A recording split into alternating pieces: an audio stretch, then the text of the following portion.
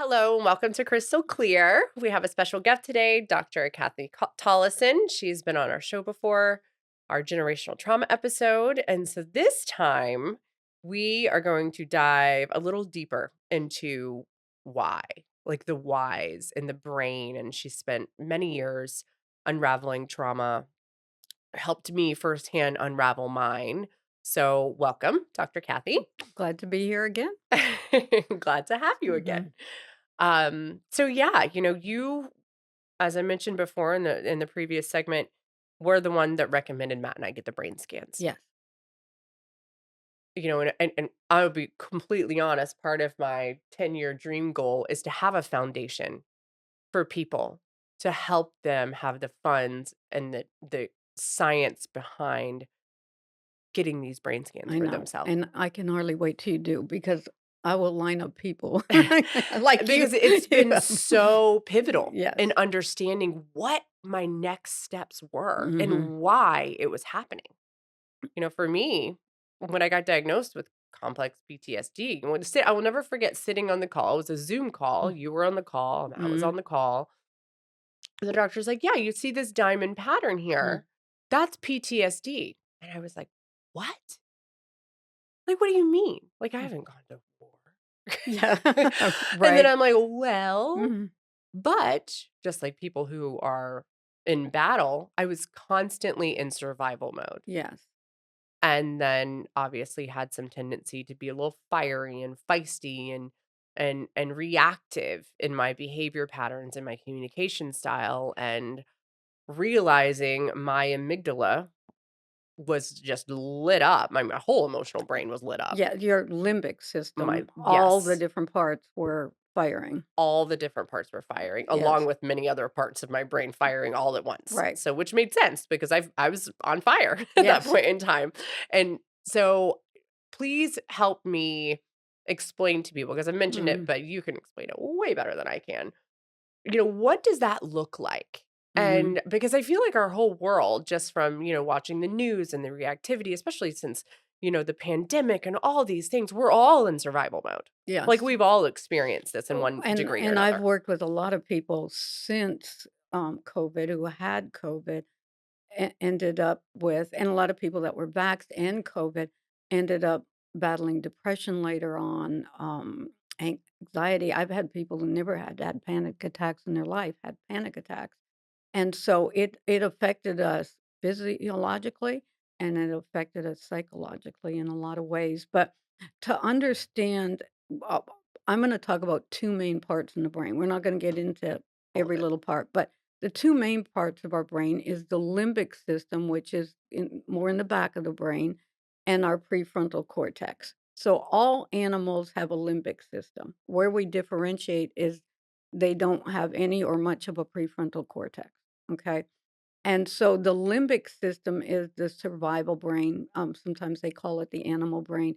It is the fight, flight, freeze, and fawn response. So let me h- tell you what that looks like in life. The driver who's having road rage, he is in limbic mode and he is in fight response. Okay. The person who every other day is, "I want a divorce, I wanna get out of here, I can't do this anymore," flight response, okay? Um, a lot of people, when they're trying to have communication, maybe with a spouse, a boss, or whatever, they freeze, okay? Freeze Shut down. response, shut down, deer in headlights, okay? And then fawn response is, "I'm gonna just be so nice and sweet. People pleasing. I'm people pleasing. I'm not gonna make anyone upset because if I do, they could attack me." So, all of those responses, and sometimes we tend to one, and then sometimes we're a combination. And I've again, been a combination, and you've worked with me eh, through my combination of combination. all of them. Yeah. But I feel like my biggest go-to was flight. I Mhm. was a flighter. Yeah. I can't, no, like, if I can't fix this, I have to I step away. Right. I have to walk away. But that was conditioned from my childhood. Right. And at times when really push come to shove, especially if you threw some alcohol on it. I was a fighter. Fight. Yes, fight. And so if you look at it, in the wild, a lion is a fight animal, Mhm. okay? Um, a horse is a flight Mhm. animal. That's why, riding them, if they get scared, they Yeah. take off on you. You have to really be careful because they're a flight animal. Um, you know, we have the deer who freezes, say deer Deer in in headlights. headlights. Yes, they freeze. Okay. And then a fawn, again, we know little sweet fawns, and you're just going to be so sweet and nice. And Dogs and so, cats. yes, yes. Maybe. Depends on the dog and cat, Right, but right, right. So all of those different things, and those responses. So that's what, and the limbic part of our brain is reactive. It reacts. It doesn't think. It just reacts. Okay.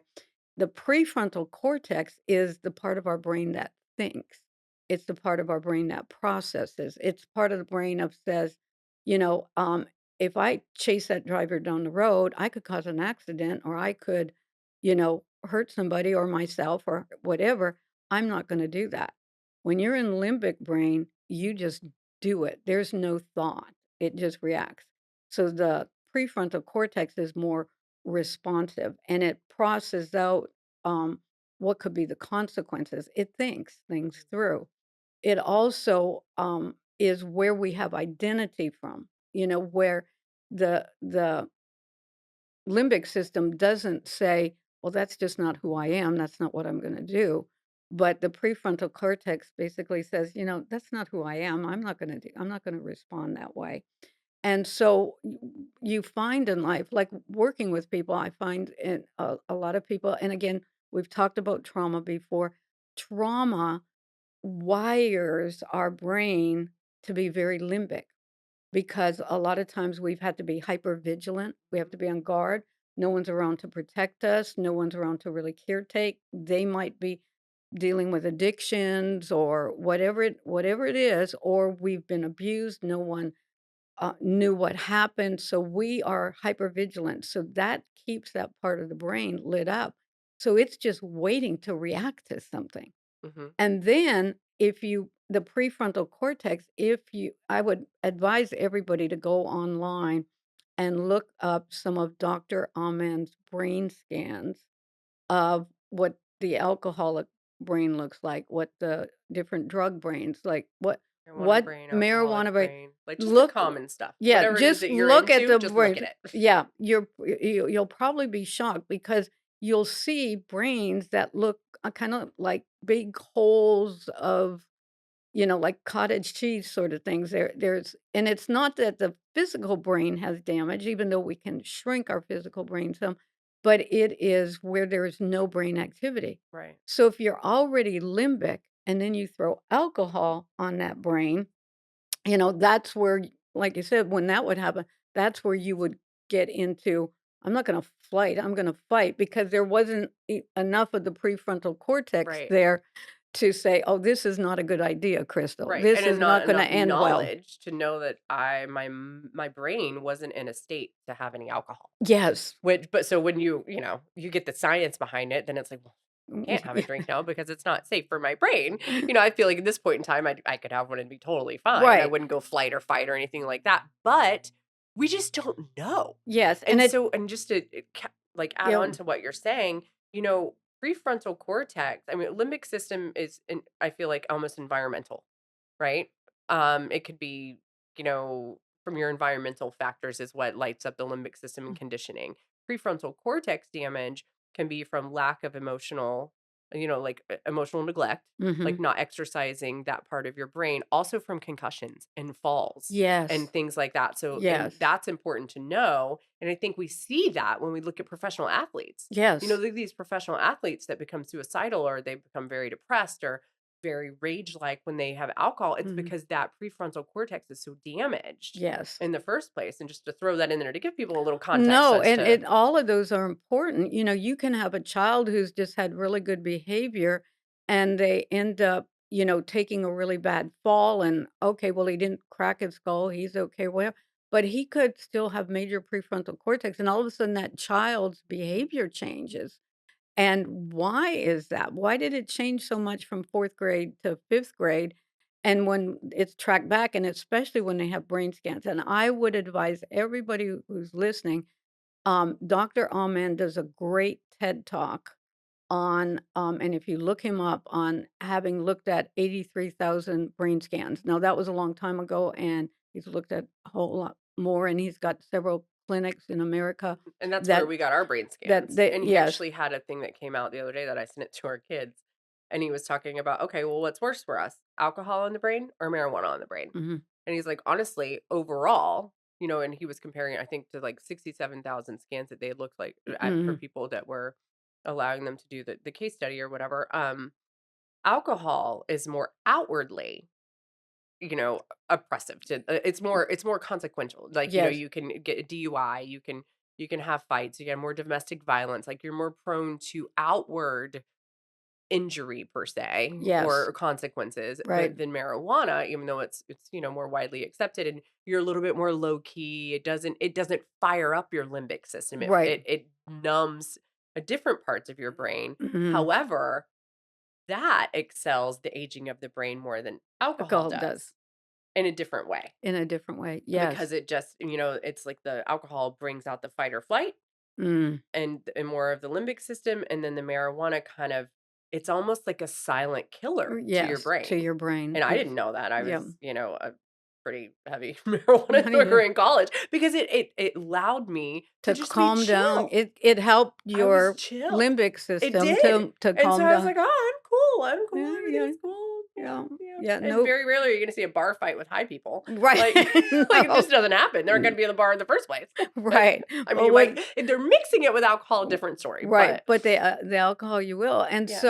so we have to understand, and it's very interesting, we talked a little bit about with, a child's brain. There are a lot of, children who start very young using alcohol, using, different drugs, marijuana, whatever it is, very young.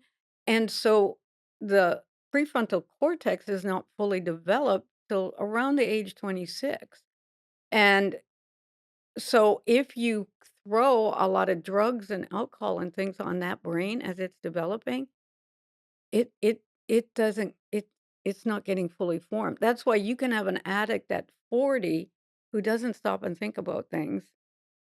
And even if they just did a 30-day detox, they still don't make good decisions when they come out, and they still don't really know who they are. Right, and the impulse control. Yes, and again, this has no the limbic system, no impulse control. Right. The prefrontal cortex, yes, it has impulse. No, I'm not gonna maybe I'd like to go, run over that other car, but I'm just gonna stay here driving the speed limit, and I'm Right. just not gonna do that because that outcome's not gonna be good.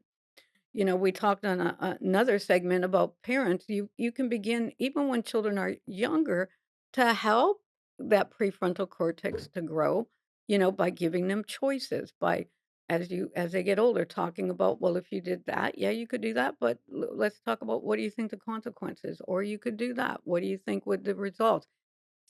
Stop and help them develop that part of the brain so when they get there, and also to encourage them not to throw. And I have found some of my best results with kids and adults, is to say, "Let's take a look at this brain. Mhm. This is what you're dealing with." I mean, it was a game changer for me. Yes. It was an absolute game changer for me. And that and I love that you give these examples because that also helps us as Mhm. parents Yes. or individuals practice patience, Mhm. and it doesn't even have to be kids, it could be at work. Empowering people, would you like to take on this project or this Mm. project? Right. Do you feel like you would be better to develop in this area or this area? Allowing people a choice to use their voice Mhm. And their brain. and their brain allows them to develop those pivotal communication skills because you think about it like, I'm sure none of us have completely perfect prefrontal cortexes. I No. mean, from what you just described, I mean, what do you do when you're 21? What do you Right. do? Or Oh, I even mean, younger than that? I'm sitting here and I started drinking at 15, and Right, until 29, I was a blackout drunk at times. I mean, right. I can't even imagine the brain cells, that I killed back then. Now I've chosen because I always say some can, some cannot. I am a cannot. I do not have the I'll have a glass of wine and I'll stop. I know I don't and I'm not going to take the chance Right. to even and because I you've don't know you've need it. learned it's not worth it. No, and I don't need it. I can relax without it, I can Right. have fun without it, I don't need it. I'm not medicating anything, I Mhm. don't have I've dug up all my shame and dirt and processed Right. it, You don't need to add more at this point in time. No, no, so I'm just not gonna do that, but, and some people can have a drink now and then and stuff that that's not gonna just destroy a brain, but they have there's one brain scan online that shows just a moderate 2 to 4 glasses of wine, a I think it's like a week or a day, and what the brain looks like, and it's like, "Whoa." Yeah. Yeah, However, if you stop, you can regenerate you can your brain, regenerate. a part of the prescription for our kind of rehabilitation process through all of this is obviously like caffeine. Mhm, I've been one to let go of caffeine completely because that does narrow your blood vessels and kind of cuts off the blood circulation to your mhm, brain. And I've found that I'm much more clear yes. when I'm not drinking caffeine. And then for me, limiting and monitoring and cutting out alcohol but really exercising my brain in other ways, like Mhm, reading books mhm, and allowing myself to sit down and journal, yes. and process through things. And this is something that you taught me, Mhm, in order for your brain to really unravel a lot of the mm, trauma and calm that limbic system is yes. processing through it. And Yeah, that's and why having a coach along your trauma unraveling journey is so important. well, let me explain Yes. because the connection with the trauma and the, limbic system comes from the fact that we have 2 major memory compartments in the brain. One is called traumatic memory or intrinsic memory, okay? And they can see all of this in brain scans now. What we've accomplished in the last 20, 25 years with brain scans is amazing. But so we have traumatic memory. We have another memory called narrative memory or extrinsic memory. And the beauty of these, when you understand it and how to use it, even if you're doing self help with people or counseling, or I was just in Ukraine actually a year ago, last fall, teaching people on how to help process because there's so many people traumatized through the war and there's refugees everywhere and teaching people how to help other people process their trauma because it's not that complicated but it has to get done and a lot of times people have had trauma and they're either have shame with it, they've never talked, they're in a don't talk, don't tell family sort of environment. And men used to come back from war and they were taught just leave it on the battlefield, go home to your family. They never talked about things. Same with helping professions or teacher, Y- like people that see even small amounts of trauma. Right, firemen, Mhm. rescue people, but the thing about it is when it's in trauma memory, it is connected to the limbic system. So if something triggers that trauma memory, even subconsciously, maybe a smell, maybe a color, maybe music playing. I always say if there's let's say a woman's going shopping, she's going to a department store, she's going up in the elevator and there's music, instrumental playing in the background. She doesn't even not even aware of it, but it's the same song that was playing when she got raped at 15 one summer.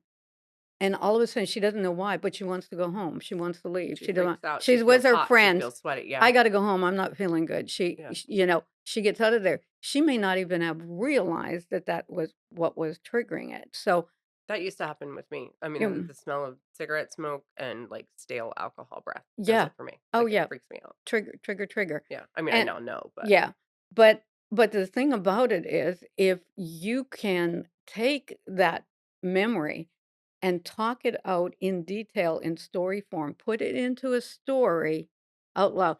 Journaling is good. It helps, I think, another level of shame when you can talk it out to another person, but talking it out and putting it in a story form, and I always tell people, even if you journal it, read it out loud back to mhm. yourself. You taught me But that, and it's yeah, helpful. And I talk it to myself on my walks a lot in the yeah, morning. and taking that memory and when I tell people I've had to help people process some Unbelievable trauma. unbelievable trauma, and and sometimes I think people don't wanna make people go there, Right. but whenever I'll have a client say, "Yeah, I was abused when I was a child, but I'm here to see you, but I'm not gonna talk about that. I've forgiven, I went on." I'm like, "Okay, but have you ever done this?" "No, and I'm not doing that." And I explain the brain, they kinda sit up on the couch and say, "Okay, I wanna do it. Let's get Right. started." Well, because it's R understanding how it really unravels it, Yes. because you can't get and I know this because I've Mhm, experienced it mhm. firsthand, is you cannot get to a complete you can be alright, Yes, and you can navigate, but you're not gonna completely be able to carry on and break those generational cycles and the cycles of within yourself yes. unless you truly process it. Yes. And so when you talk it out in story form, it moves from traumatic memory to another part of your brain called narrative memory, which is not connected to the limbic system in the same way. So you're not getting those subconscious triggers. And it's amazing because what happens is you have distance on it. You know it happened. You can even kind of picture the memory, but no reactions. Now, There's I no was one of physical my yeah. most traumatic experiences was after when I was kind of in my late 20s, and I had a man who stalked me. I mean, very. It was a very bad situation. I mean, knives to the throat. Break into my house, um, and I'd be like, "You can't keep doing this. You can't." And sharpening a knife, and because I'd say, "We got to talk. You can't sharpen a knife." Say, "You want to talk? Talk." Well, he sharpened a knife.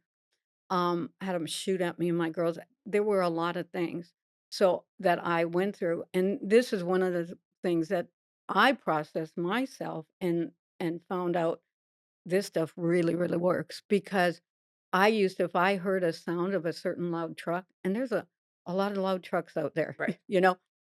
I could feel anxious, I could feel shaky and stuff, and sometimes not even connect it, Mhm. but it was because he had a very loud truck. Mhm. Okay. Or a Um, knife sharpening, I can imagine, would Yeah, be oh, a yeah, trigger yeah. or I didn't have a knife sharpener for a long time. I right. I had dull knives, but no, uh, he worked, his best friend owned a construction company, they did a lot of highway work, a lot of times he would be I wouldn't realize it a lot of times, but I remember when I finally saw, "Oh, that's what's going on," is if I was going by highway construction, I would just feel so irritated, I just wanted to get o out of there, you Mhm. know? Those flight responses. Right, and going into a grocery store, if I saw somebody that sorta looked like or resembled, I mean, I have backed out of places, not Mhm. turned my back, backed Backed out out. of places, and you know what? I don't see them anymore. Right. I don't see them everywhere. I don't hear I don't I believe every one of my triggers is gone because I've not been anything, And you but I and you had to. understood how to start processing them though, Yes, and the importance of processing them, and I feel like you don't understand that until you've tasted it yourself. Like, yeah. I had no idea. Yeah, and And I it's was kind of at first like, "Ooh, I don't wanna go back there. Why would yes. I go back Yeah, there?" I don't wanna talk about that. And Yeah. when we started unraveling some stuff, I was able to feel things, and then it's like, "Ooh, there's a Yeah, lot more of that to unravel." Like, right. I thought it was this issue, which was current day, Mhm. but it really went back to when I was 13 years old. Yes, and whenever we're having overreactions to something or maybe under, sometimes I was more an overreactor, Same, volatile, same. and some people are underreactors, they just shut down, but both of them say we had some damage, because of how we're responding, and to be able to have the power. I mean, I felt so empowered when I really took ownership of my anger, when I took ownership of, processing the things that happened, it is really empowering instead of blaming the rest of the world. Well, you made me angry. And if you hadn't said that, I wouldn't have broke that if you hadn't done this. We like to project it. Right. And when we take that full ownership and really begin to work with how we're designed and created, and it's just amazing. I mean, I have had help people process some trauma that is like, "Oh, this better work." I've had people say, "Look, if this doesn't work, I'm suicidal. I'm going home and killing myself." You know? And so but I have seen it work. And one of the places I got training in this partly because I had to really study trauma because of people who were coming to see me, especially sexual abuse victims. Mhm. I have worked with some vets, different things. And you're a foster parent stuff too, which Yeah, is a big deal. yeah. And so, but when 9/11 happened, um, I knew our world had changed in ways that weren't good. And then with some of the school shootings and things, so I went and got special training. It's called critical incident stress management. And in that training, like when 9/11 happened, they called teams from all over the place. I got my training after, but that came in and they would take like 4 or 5 people and, then you'd be the facilitator and basically introduce yourselves, and then you'd go around to those people and say, "Well, each one, tell me what happened." And they talk it out from their perspective, and then tell me what you were thinking when that happened, and they talk that out. Tell me what you were feeling when it happened, and they talk you out. And what kind of symptom what are you dealing with now? Like, maybe I can't sleep or I just feel anxious, I've had panic attack. Talk it out, help normalize those symptoms of that's very normal. But studies afterwards have found that they have cut down long-term counseling needs 80 to 85% by them just having them process that trauma after the event that way. And you can do it. And that's what I was training when I was in Ukraine, training people how to do this because it's really not that hard. You don't have to, but it's effective. Right, and what came to me when you were saying that is, like, this is why it's important to have open listening skills, whether it's someone in your business, Mhm. whether it's someone, a friend, a peer, whether it's your children, your spouse, really emphasizing that, okay, instead of, "Oh, you'll be alright, brush it off, let's go along," it's like, but obviously they're not alright. Give Yes. them the opportunity to talk about it now Mhm. so they don't push it down and Mhm. regress it and it goes back into that limbic system, like, even, kids playing sports. Oh, Like, "Wow, I can absolutely. see that you're really upset that you lost that game. Is there anything you wanna talk Talk about about?" yeah. No. And Yeah. if they don't want to, that's fine. Or, something happening with kids at school. I mean, the world of bullying and all the Bullying, things, yes. and it's like, And allowing them a safe place to I even get talk about how they I feel. get so many adults that I mean, they had traumatic things happen in school, and they're adults now, and they never told anybody. I mean, I'm reading the Nobody. Britney Spears book right now, and I mean, bless her heart. Yeah. I mean, she never had a safe place to talk about her feelings or her trauma and it's just layers and And and it's just living in that public eye and I'm just thinking for my own mm, PTSD issues, like all the people in her face all the time and just I had mm, just have so much heart for her story. yes, and And but I so love that she wrote a book because that's part of her healing healing. her trauma. And Yes, it's like, exactly. wow. Yes, and it's just really interesting, like I said, the ability to do this, but everybody's judging everybody's fruit Right. instead of understanding there's a root. Right, There's and always a root, there's that's always a what you why. told me. There's a Yeah, root, there's a why, and yes. someone's outward behavior, honestly, sometimes really has nothing to do with them. It's their childhood experiences. I mean, like, Yes. this is why I love Resilient Retreat and the work that they do, and one of the things I had to take before, like, in the whole process of becoming a board member is the ACE, the Mm, Adverse Childhood Experiences. mhm. I was a 9. I have every odd against me Yes. as to being high risk for drugs and alcohol and abuse, and I mean, I had literally, like, seen or done every type of had every kind of adverse childhood situation happen except for getting kidnapped or severely sexually abused. Yes. However, a lot of my friends who didn't have I mean, they had, like, a 1 or a 2 on the ACE, Mhm.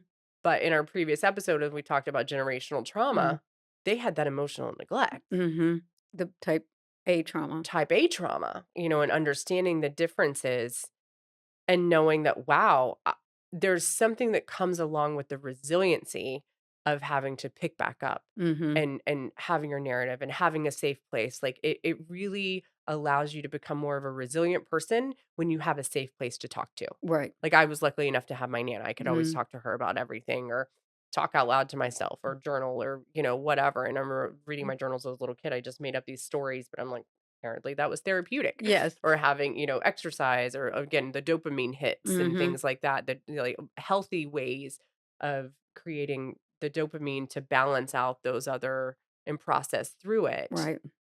It's just intriguing to me that, if you don't have that safe place to process, it creates more of the Right. emotional, like, Yes, your trauma is just all bound up yeah, inside then, and then addictions happen, all the different things.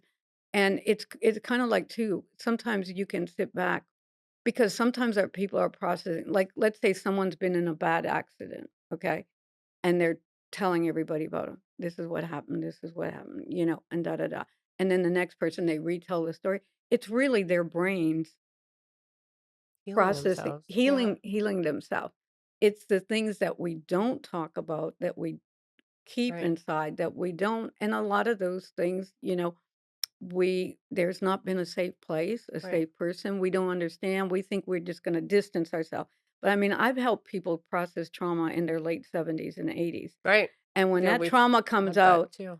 and they're talking it out, a lot of times, they can be shaking, or I feel like I can't breathe, or I think I'm gonna throw up. And the body holds The that, emotional trauma, that's a there's a whole other, great I book. mean, we could Yeah, go on 2 hours the about body how the keeps body the keeps the score. score. Yes. Great book. Yes. Um, yes, I mean, and this is and even and, I've done it a lot of different ways, processing through with someone, processing it on my own.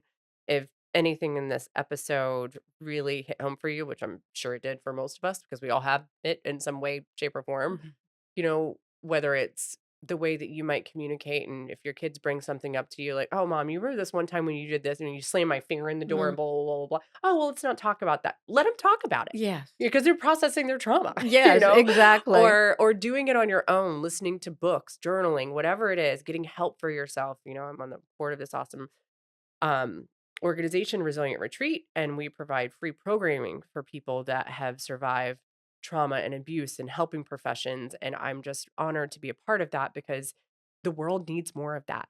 Like, you Yes. don't necessarily have to pay, and not everyone has the resources for paying Mm. for a counselor, but you can pick up a book or you can, go to a program or an outreach or Or a buy a good connection journal. or buy a good journal and just start somewhere with Yes. unraveling it and researching it. I mean, we have it's not encyclopedia days anymore. We Yes. have the world at our fingertips with technology and utilize it wisely to educate yourself on Mhm. maybe if you're not in a place to share your feelings yet, just educate yourself on maybe some of the Right. symptoms you might be having. And I always know when someone sits on my couch and says, "I've never told anyone this before." Clear the calendar. Bingo, they're on their Right. way to health.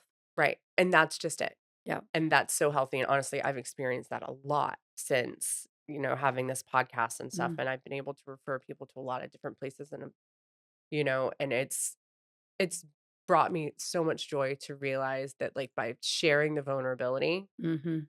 there's so much that comes for that, and, I really appreciate you giving us some tidbits on the limbic system and the prefrontal cortex and I mean, we literally just maybe Me shaved the surface. We didn't even scratch it. There's so much more, but a little tidbit for people to Mm. something to take away with them from Yes. all of this, and, is there anything that you wanna add before we wrap up today on all of No, but this? I And really encourage people to study Dr. Amen yeah, and the brain scans, and really look at them because it paints such a picture. it really does, and it And really has for us firsthand, and we mm, appreciate you for being on today and for mm, recommending the brain mhm. scans, and, we did it 2 years later and saw some different results, and it was very empowering. So, thank you so much for being here today, Dr. Kathy.